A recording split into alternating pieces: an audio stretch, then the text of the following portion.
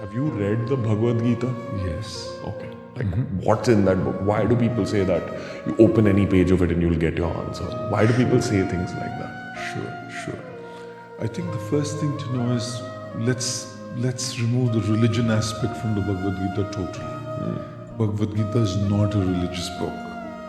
It is a book which gives you the way to live.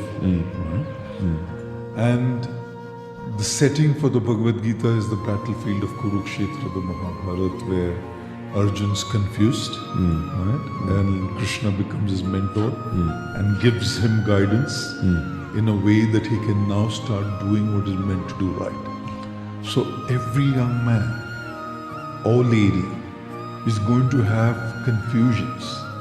Every young person is going to have those dilemmas to do or not to do, to be or not to be. That's exactly how the Gita begins. It begins with confusion, it begins with dilemmas, it begins with a lack of meaning. Right? And then Krishna kind of guides Arjun through and empowers Arjun to make his own choices. Krishna only acts as a facilitator, right? And empowers Arjuna to understand that he is way too more powerful than the people is going to face in the battle. Every young man and lady needs to understand that they are way more powerful than what they are going through at the moment. Their confusions are smaller than them. Their challenges are smaller than them. Their problems are smaller than them. Their heartbreaks, as painful as they are still smaller than them, and they have the capacity to overcome them, those pains that they're going through. So I think that's precisely where books like the Gita help a lot, because they build in you that sense of confidence And strength. fortitude, that I have the power as a spiritual being to overcome everything that's going on in my life. And I have the power to be able to make a difference and that impact, because I am a spiritual being. Can you reference like 3 big lessons from the Bhagavad Gita that stayed with you specifically? Yes. One of the lessons that stayed with me from the Gita is a particular text from the 2nd chapter of the Gita, which talks about the summer and the winter season. Right? And this particular text says that the summer and the winter season keeps coming and going every year. Seasons change. And just because the seasons change, we never stop performing our duties. Let's say, for example, it's Chicago and the temperatures are minus 27 degrees Celsius. People don't stop their work still. Let's say it's Delhi, it's 43 degrees Celsius. People are still on and going on with their regular life with a few adjustments here and there, obviously. So this text of the Gita, chapter 2, tells us that we have to learn to tolerate the ups and downs and not be distracted from what our main purpose is. Like when we talk about tolerating failures and pains, we can understand. But we also have to learn to tolerate our success and the good times, because both distract us. You know, usually we only look at the negatives as distractions, but even the positives distract us from what we are meant to be doing. So that's something that really kind of stayed with me.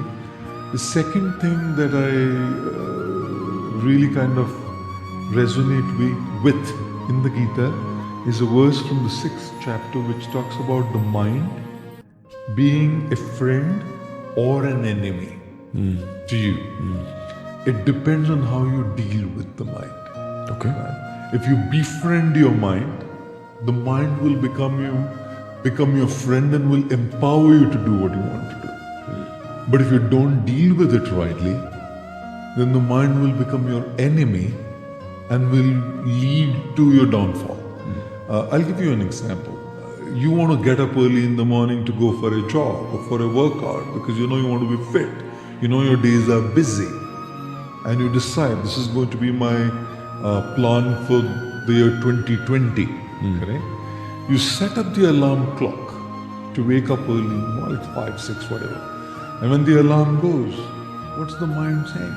The first thing, you slept late last night, take it easy. Or maybe this is not the right thing for you to do. Mind's constantly playing games, right? Now, if you have a mind which is constantly giving these kind of reasons, you're not going to wake up. Right? On the other hand, if you learn to train your mind using the proper intellectual process, right, proper spiritual process, your mind can be your greatest asset and your friend. Which is meditation, good books, Meditation, books, right? correct friends. Correct friends, the right kind of company, all of these are inputs so that your mind kind of becomes a friend.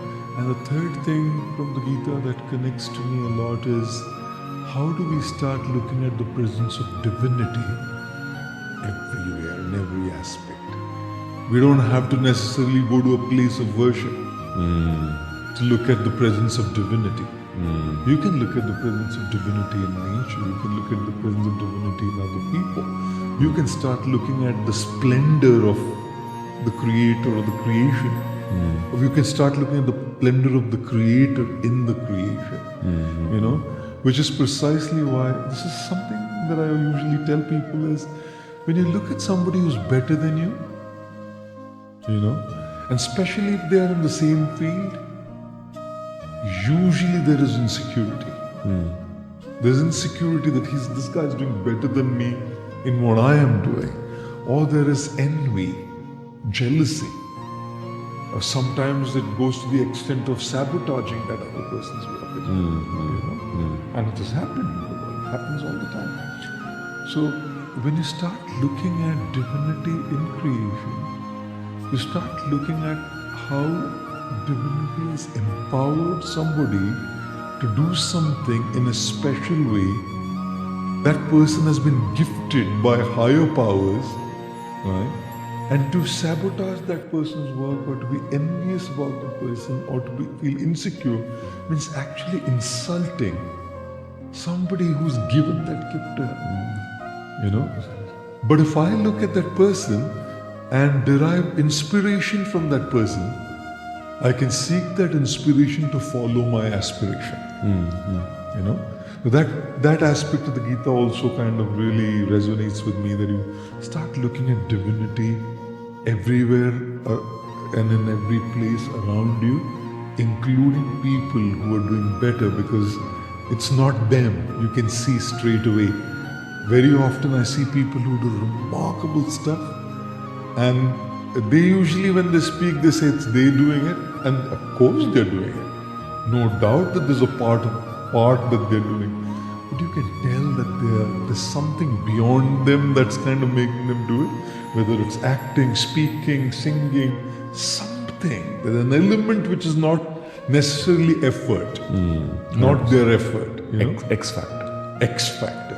And when you start appreciating that X factor as divinity, oh, that's something that really kind of connects to me.